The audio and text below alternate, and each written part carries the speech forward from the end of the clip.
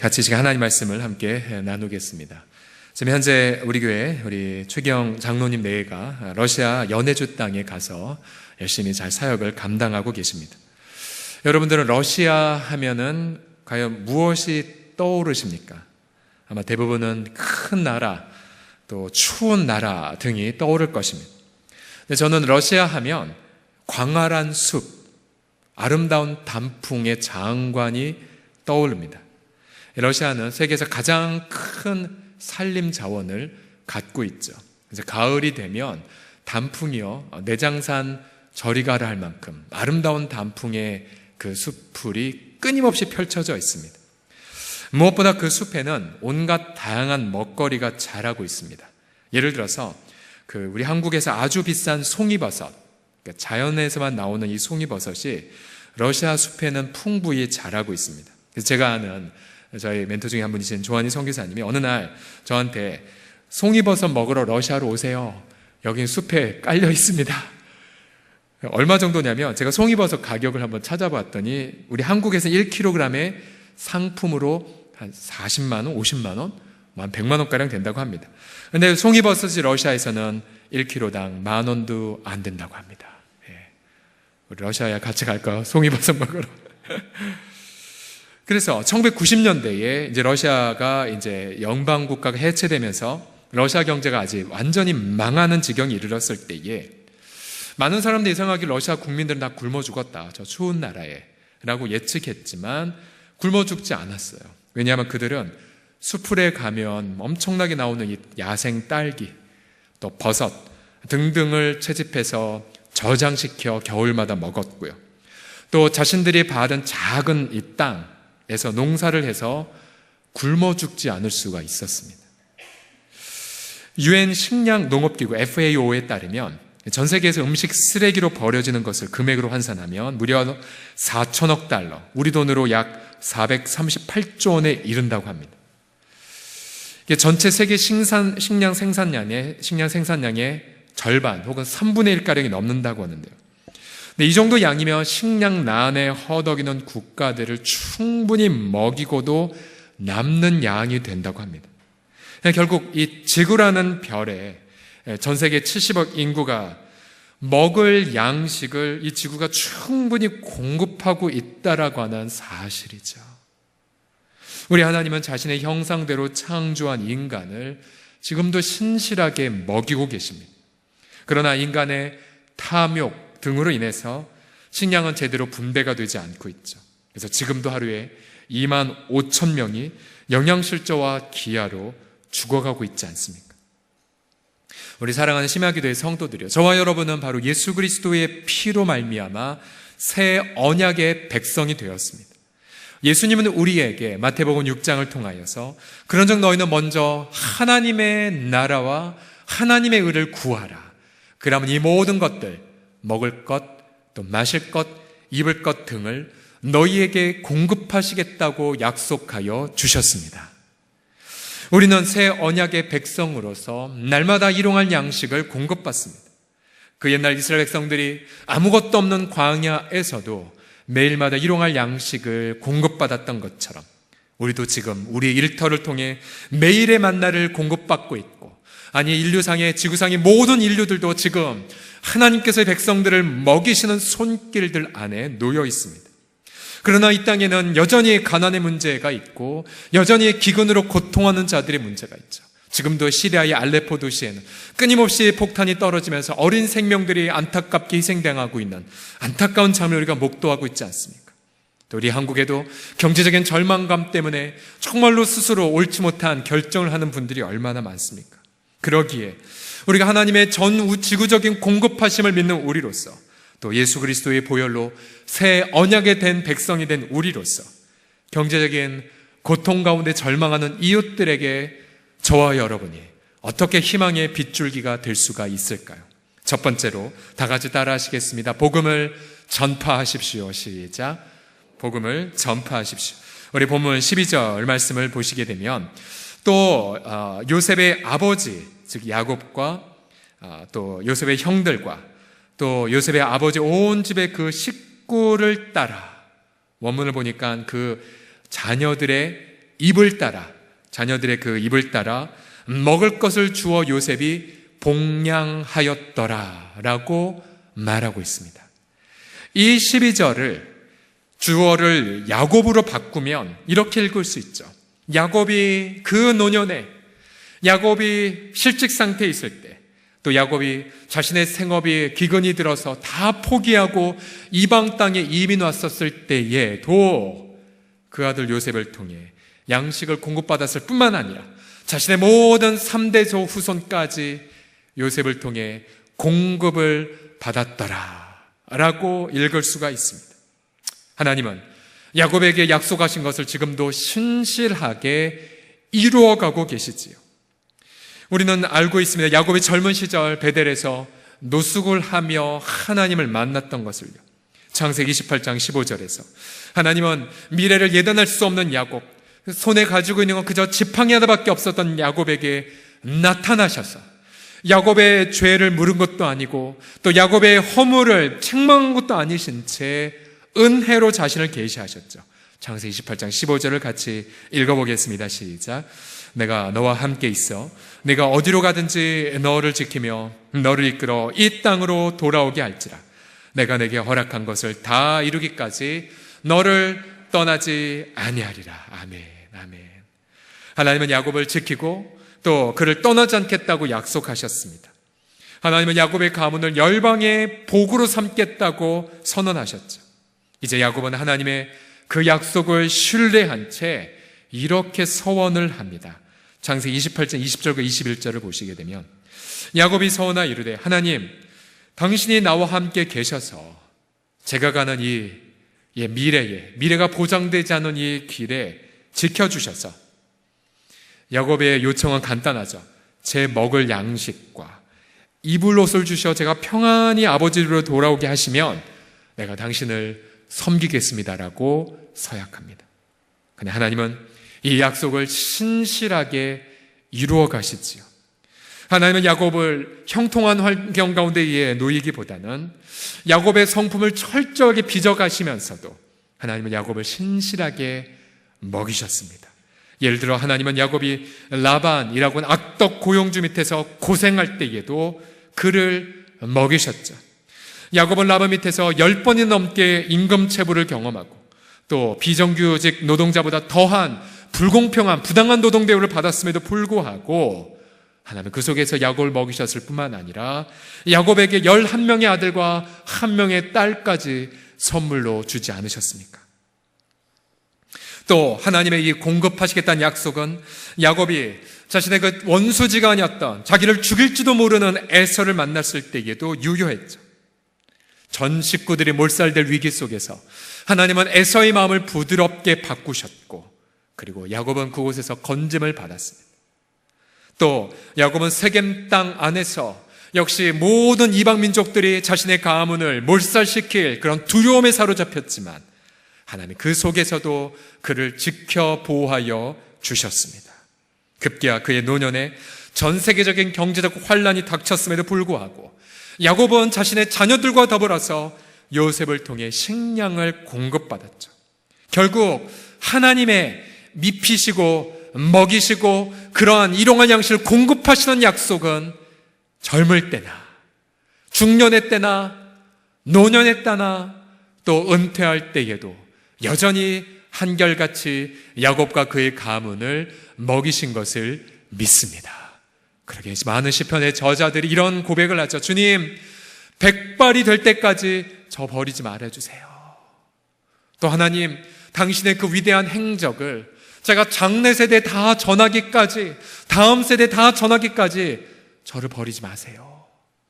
하나님은 의인의 그런 걸식함을 보지 못했고 의인의 다음 세대를 언제나 후대하셨지요.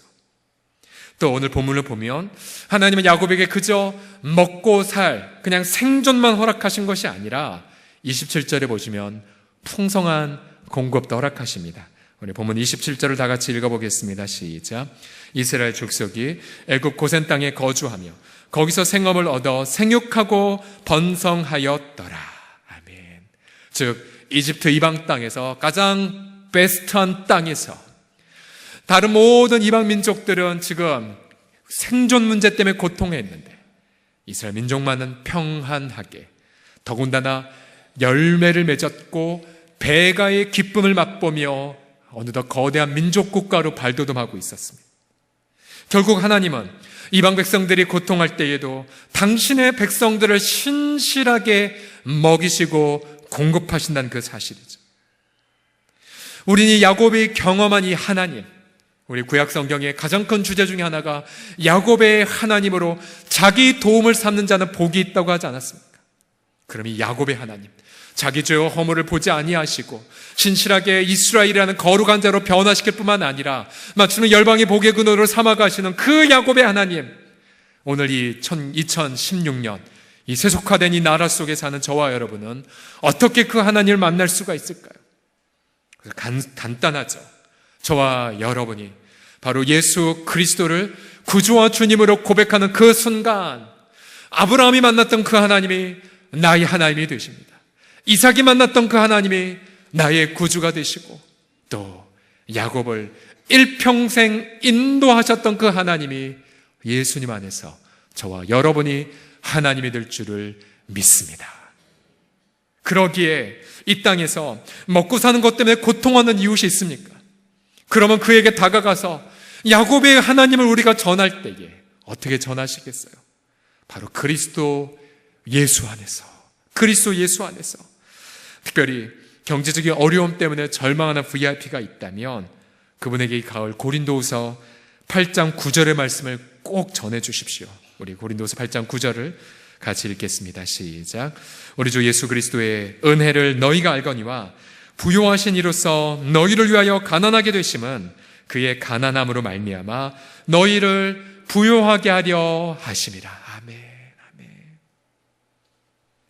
이 말씀 여러분 처음 읽으셨을 때 얼마나 큰 위로를 받으셨어요. 그렇죠? 우리 하나님은 자기 아들도 아끼지 아니하시고 우리에게 내어주신 분, 그러게 그분은 우리에게 그리스도 예수 안에서 일용할 양식뿐만 아니라 우리로 하여금 가치 있는 인생을 살아가는 데 필요한 씨앗들도 우리에게 부어주고 계십니다.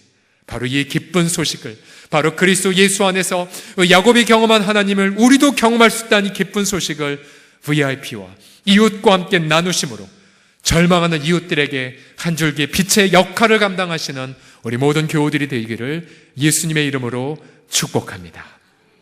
옆사람 보고 이렇게 고백합시다. 야곱의 하나님이 나의 하나님입니다. 시작. 야곱의 하나님이 나의 하나님입니다. 아멘. 두 번째로, 우리 경제적인 곤란을 겪고 있는 이들에게 어떻게 희망의 빛을 개어주냐면요, 우리가 정직을 시행함을 통하여 우리 세상에서 희망의 빛이 될 수 있습니다. 정직을 시행하는 것. 이제 이 애굽의 기근 앞에 선 요셉의 리더십을 살펴보면요, 이제 이집트 땅과 또 인접한 팔레스타인 땅에 식량이 다 떨어져 버렸습니다. 요셉은 지나간 7년 대풍년 기근 동안 열심히 풍년 동안 기근을 위한 식량을 비축해 왔죠. 이제 대기근이 시작되자 백성들은 우선은 자신의 통장을 털고 또 자신의 가용 재원을 통틀어서 당장에 가장 필요한 식량을 구매하기 시작했습니다. 그때에 막대한 양의 돈이 이제 요셉에게로 들어왔죠.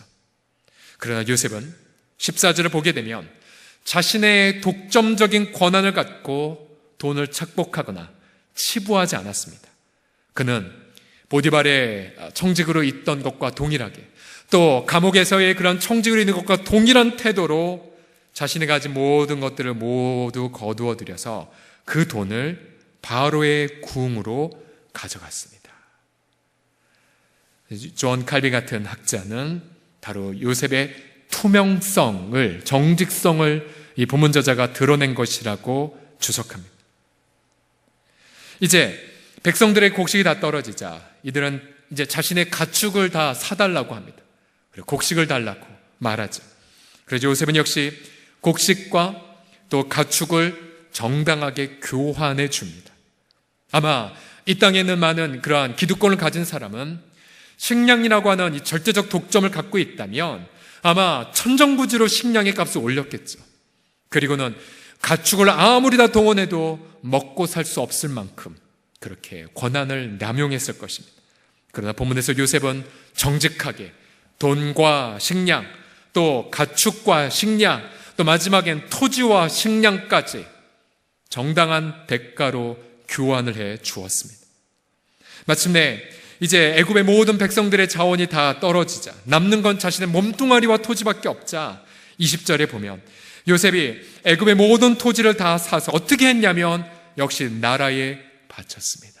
나라에 바쳤어요. 결국 그는 철저하게 나라의 청지기로서만 처신을 했던 것입니다. 이러한 요셉의 정치적 리더십을 묵상할수록 우리는 정말로 이 시대에 필요한 정치적 리더십이 혹은 경제적 리더십이 정말로 요셉의 리더십이라는 것을 생각하게 되죠. 이 땅에는 많은 사람들이 자신이 토지를 갖고 있다면 혹은 이 땅에 어떤 독점적인 뭔가를 갖고 있다면 그것을 가지고 갖고 있지 않은 사람들에게 정말로 정당한 대우보다는 오히려 땅이 갖고 있지 않으면 점점 빈천한 사람이 되고 또 무언가 기회를 갖고 있지 않은 점점 타락하는, 그래서 부의 양극화가 어떠한 나라보다도 지금 심한 나라 속에 살고 있지 않습니까? 성경의 잠언 20장 23절에 보게 되면 이 한결같지 않은 저울추, 즉 내가 유리할 때만 무엇인가 정당한 대가를 하고 유리하지 않으면 다른 것들을 대하는 어떤 그러한 태도에 대하여 탐욕 때문에 상거래 질서를 교묘하게 바꾸는 것을 하나님은 증오하신다고 말합니다. 불로소득을 바라는 부분들, 투기를 하는 부분들. 많은 학자들이 우리 한국의 경제 상황을 보며 땅을 치는 것이 뭐냐면 한국의 경제 모든 자원들이 대부분이 부동산으로 직함되어 있지 않습니까? 땀을 흘려 정당하게 노동한 대가로 치부하기보다는 자신이 가지고 있는 토지를 통하여 치부하려 했던 한국의 경제의 그런 폐해를 지금 이 세대가 지금 고스란히, 또 우리 청년 세대가 고스란히 고통하고 있지 않습니까? 요셉은 이 모든 면에서 정직하게 집행했습니다. 부정직하였다면 아마 이집트는 식량의 문제에서 해결받았을지 모르겠지만 이제 7년 대기근의 문제를 해결하고서 남는 것은 이집트에 대한 부패와 비리밖에는 없었을 것입니다. 그래서 지난 9월 28일자로 김영란 법이라고 불리는 이제 부정부패 방지법이 시행이 되었죠. 그래서 부정청탁이나 또 직권남용 등을 원천적으로 막기 위한 그런 제도입니다. 이 만연되어 있던 비리의 사슬, 어떤 인간의 정에 근거한 비리의 쇠사슬을 끊어버리는 그러한 법이죠. 그동안 우리 한국은 경제 규모에 비해 부패와 정직성에 있어서는 하위권이었습니다. 2015년도에 국제투명성기구의 조사에 따르면 국가별 부패인식 지수가 한국은 37위에 해당이 됐습니다. 그러니까 우리 OECD 국가 중에서 최하위권이죠. 최하위권. 학자들은 우리나라의 어떤 이 부패로 인한 성장 손실이 너무나도 크다고 분석합니다. 그래서 우리가 만약 부패 지수가 OECD 평균만 되어도 잠재 성장률이 4%가 쉽게 된다라고 주장을 하죠.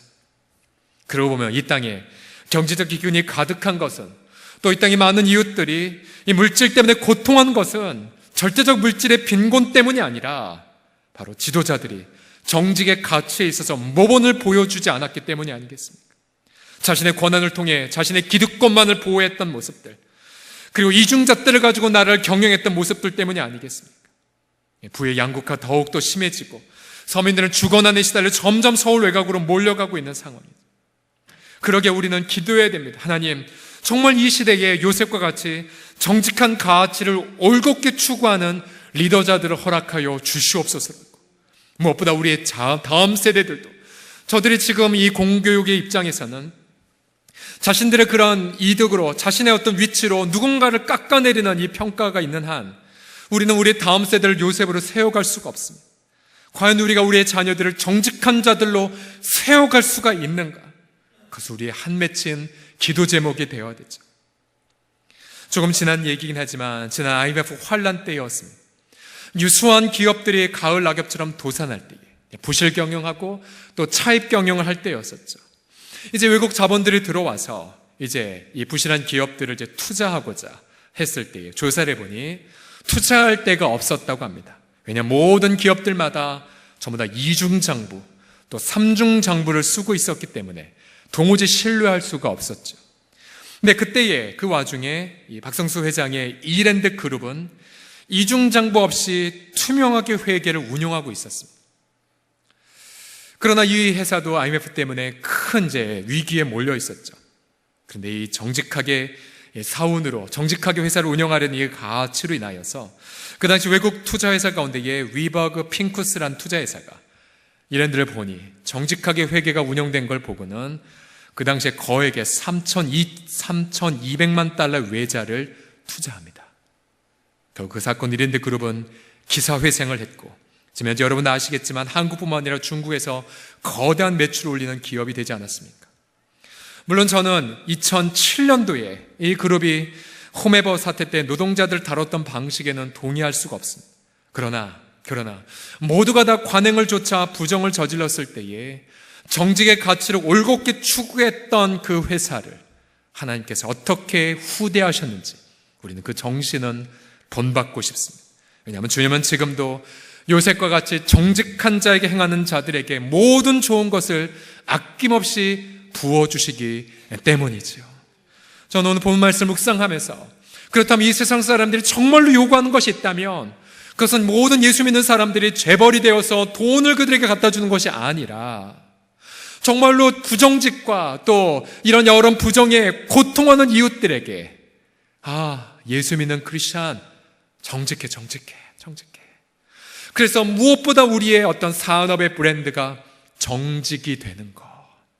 이 세상 사람들은 진정 정직한 크리스찬들을 갈망하며 찾고 있습니다. 마지막으로 경제적인 어려움 때문에 절망한 이들에게 어떻게 희망의 빛이 되어지냐면요, 마지막으로 함께 따라하겠습니다. 긍휼을 나누십시오. 시작. 긍휼을 나누십시오. 이제 요셉은 정직한 경영으로 이집트 사람들을 구원합니다. 비록 이제 이집트 사람들에겐 이제 아무것도 남는 게 없었습니다. 토지도 없어졌고 또 자신들도 이제 노예로 나라에 바쳤죠. 어쨌든 7년 대기근을 무사히 이제 통과를 했습니다. 근데 그때에 이 요셉은 23절 24절에 아주 놀라운 그러한 포고령을 선언합니다. 같이 한번 읽어보죠. 23절 24절 시작. 요셉이 백성에게 이르되 오늘 내가 바로를 위하여 너희 몸과 너희 토지를 샀노라. 여기 종자가 있으니 너는 그 땅에 뿌리라. 추수의 5분의 1을 바로에게 상납하고 5분의 4는 너희가 가져서 토지의 종자로도 삼고 너희 양식으로도 삼고 너희 가족과 어린아이의 양식으로도 삼으라. 아멘. 자, 이 정책이 너무나 놀라운 이유는 무엇이냐면 분명히 그들의 신분은 요즘 말로 말하면 소장농에 불과합니다. 소장농. 여러분, 과거에 소장농 몇 프로를 주인에게 바치고 몇 프로만 본인이 가졌을까요? 시대마다 또 상황마다 틀리긴 하지만 보통 소장농은 농사를 열심히 해도 80%가량은 주인에게 바치고요. 좀 좋은 주인은 60%, 정말 좋은 주인은 50% 정도. 그런데 이 고대의 그 옛날 이집트에 아무것도 남지 않은 소작농에 불과한 백성들이 이제 80%는 자기가 갖고요, 20%만 세금으로 내도 됐습니다. 20%. 이를테면 요즘 말로 말하면 국민들의 총생산 조세 부담률이 20%에 불과하게 된 거죠. 20%. 여러분, 북유럽 사회복지의 천국이란 나라 50%를 세금으로 바치죠. 물론 세금으로 인한 복지 혜택이 많지만, 근데 그 당시 이집트 백성들이, 그 옛날 백성들이 20%만 낸다는 이 정책 앞에 얼마나 여러와 같은 박수를 쳤을까요? 더군다나 요셉이 얼마나 배려를 한지 보십시오. 내가 너희들에게 종자를 주는데 이 종자로 일단 너희들의 먹을 양식과 너희 자녀들을 위한 양식, 그리고 너희들이 먹을 양식과 또한 그 다음에를 위한 씨 뿌리는 종자로 삼으라고 말합니다. 즉 요셉은 그저 그 당대의 8년차의 삶을 위한 것뿐만 아니라 애국 백성들의 다음 세대, 애국 백성들의 미래까지 염두하며 이 정책을 선언한 거죠. 40장 25절에 이집트 백성들의 반응을 한번 같이 읽어봅시다. 시작. 그들이 이르되 주께서 우리를 살리셨으니 우리가 주께 은혜를 입고 바로의 종이 되겠나이다. 이들 얼마나 감격했을까요? 요셉을 통해서 이들은 진정 당신 자신들을 먹이는 하나님의 놀라운 은혜를 체험했던 것입니다. 요셉이 이렇게 긍휼이 가득한 정책을 내렸던 이유는 한 가지죠. 그가 고생 많이 했기 때문에.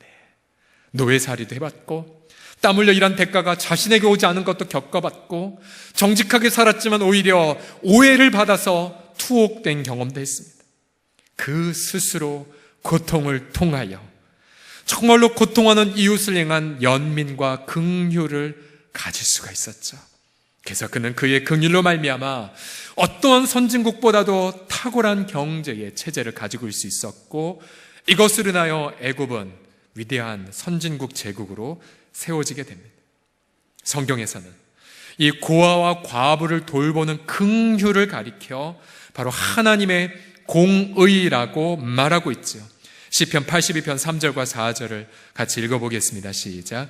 가난한 자가 고아를 위하여 판단하며 곤란한 자와 빈궁한 자에게 공의를 베풀지며 가난한 자와 궁핍한 자를 구원하여 악인들의 손에서 건질지니라 하시는도다. 아멘. 만약 이 땅의 위정자가 사회적 약자를 보호하지 않는다면 그는 공의를 올바로 시행하지 않는 것입니다. 또 우리가 소외된 이웃을 외면한다면 우리도 하나님 마음에 합당하지 않은 자들이 되는 것입니다. 우리도 허물과 죄로 있었을 때에, 허물과 죄의 노예로 있었을 때에 십자가를 통해 받은 긍휼을 기억한다면 우리는 이 땅에는 나그네들, 또 이 땅에는 소외된 이웃들에게 본능적으로 긍휼을 베풀게 됩니다. 우리가 기회가 있을 때마다 소외된 이웃들에게 우리의 삶을 나누는 이유가 바로 여기에 있지 않겠습니까? 그러기에 우리는 지금 우리 공동체는 정말로 지난 제가 주일 5예배 때에 나누었던 것처럼 목민센터의 비전을 가지고 꿈꾸며 기도하고 있습니다. 여러분, 그러한 꿈을 한번 꾸어보십시오.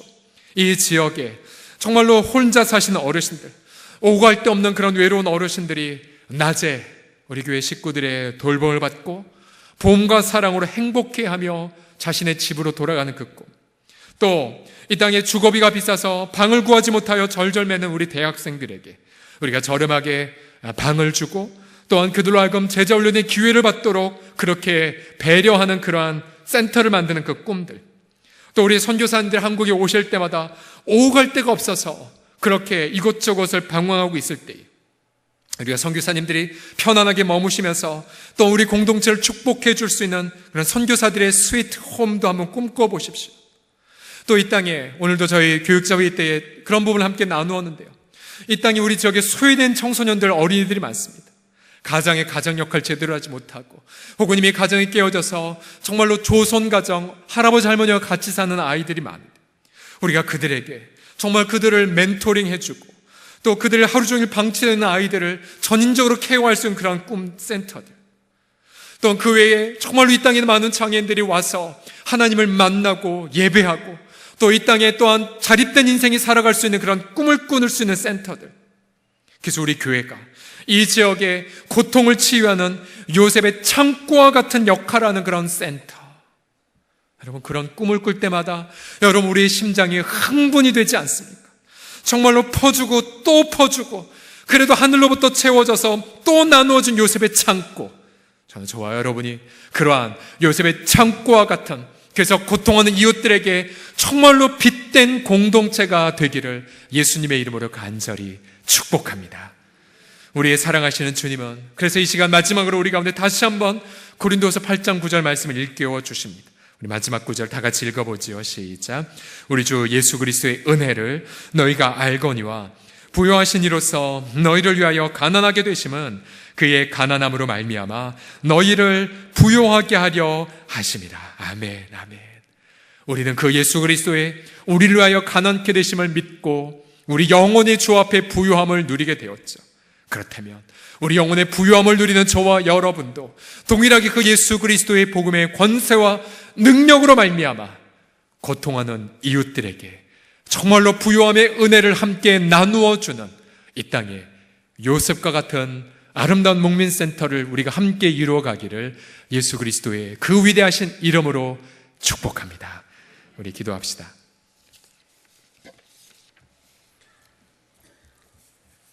주여, 요셉이 경험한 그 하나님, 예수님 안에서 우리의 하나님이 됨을 믿습니다. 주여, 야곱이 일평생 경험했던 그 하나님, 예수 그리스도 안에서 나의 하나님, 우리 가정의 하나님, 우리 일터의 하나님, 우리 공동체의 하나님이 됨을 믿나이다. 그리스도께서 율법의 저주를 받은 바 되사 우리로 하여금 아브라함이 누렸던 그 모든 복을 누리게 하여 주셨나이다. 아버지 하나님, 아브라함을 통하여 내가 너를 통해 열방에 축복하겠다는 그 말씀이 지금도 예수 안에서 유효함을 믿나이다. 우리 교회를 불러 이 땅에 또 다른 소망으로, 유일한 대안으로 우리를 불러주신 주여, 우리의 눈을 열어주사 그리스도 예수 안에 있는 복음의 위대한 영광을 누리게 하여 주시옵시고, 이 세상의 한복판 안에서 우리가 또 다른 요셉의 창고와 같은 역할을 감당하는 아름다운 목민센터가 되게 하여 주시옵소서. 우리 주 예수 그리스도의 이름으로 기도드립니다.